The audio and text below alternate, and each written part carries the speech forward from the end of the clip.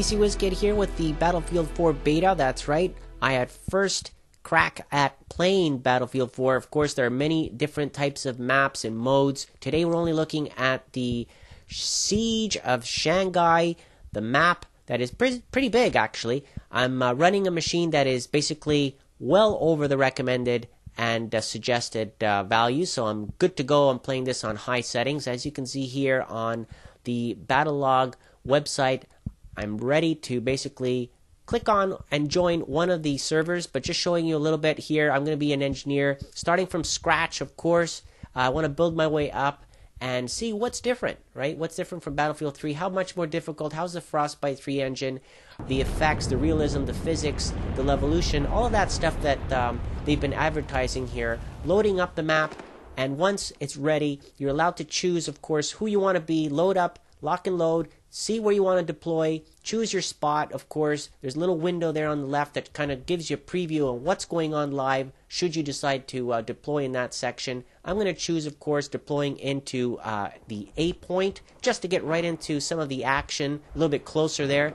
And then from there on, we can go on and try different things. Again, starting from scratch, didn't choose anything special here. We're just using the default beginner weapon. You can see some of the changes already in the graphics, the realism. You can see here that there's a lot that's still similar, right? Swapping weapons, everything still feels comfortable. If you're playing Battlefield 3, then Battlefield 4 will really come natural to you.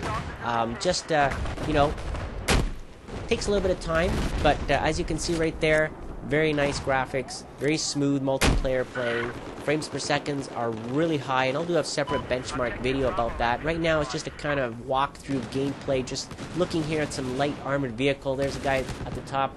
I'll go inside, just take a quick peek. Okay, just leave him alone, let him do his thing, and continue off, basically looking at the rest of the map. The map is huge.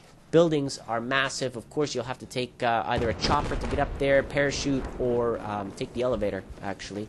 And let me show you that. Taking the elevator, great. I'm glad that they're adding these little things, right, which make it a little bit more realistic. I wouldn't recommend going in an elevator by yourself, though. If you can go in a group of two, maybe at least, or more. You never know who's going to be out there as soon as you get out of the elevator. It could be booby-trapped, could be someone there. In this case, I was lucky. There was nobody there, and I actually caught a couple people off guard. They didn't expect me to come up there, so good for me. But it's not always going to be like that, right? You're never going to always come out of the elevator alive, to be honest. So in this case, here's another example of me taking the elevator, and basically two of the enemy were right there waiting for me, so I was gone, right, in that one. Now, capturing the flag, Conquest map again, very nice. Good feel for it. Like the leaning effect here. I don't know if you noticed that. You can lean a little bit to just not get your head all the way out, and kind of hug those corners as you're going around on the edges. So very nice. Those little tiny details help. Parachuting off the tallest building, almost here. You can see me going commando on my own, kind of covert to try to be a one-man army in this case, but I highly recommend that you work as a team and stay away of camping. A lot of people camping in these little dark spots, I've found. They like to just sit there and plop themselves and try to catch people as they come around the corner. But, try to work as a team, listen to your surroundings, the audio, and others talking to you, so that way you can get a good feeling on who and where the enemy is coming from. Now, when it comes to vehicles, well, the tanks are my favorite, I gotta admit. So this is a classic that has obviously stayed in Battlefield 4. There are other new vehicles, which I'll review more in detail further along as I play and get familiar with them. Right now, the tank, of course, being one of my favorites from Battlefield 3, comes really natural to me to play with this tank in any of the modes, by the way. So you can have an armored vehicle that just carries transport, a couple folks if you want to just take them from point A to point B.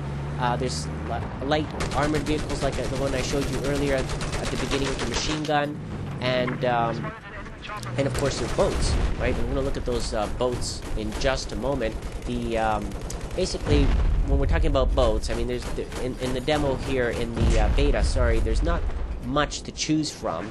obviously, as you can see here, we've got the standard boat with a machine gun, and you can have maybe 3 people on here, right, patrolling along the sides on the gunboat, and basically picking any enemy that you might see along the shore, which we're having a lot of luck, as you can see right there. Or you can go on a skidoo, just get on one of these little guys and try to make it quickly and cross over from point A to B without being sniped off, or for that matter encountering the enemy on another boat, right? In this case, of course, you can have 2 people on this little guy, and one person can be shooting off people while you make it to the other side. In this case, I'm on my own, and as you can see, there's another guy there on his as well.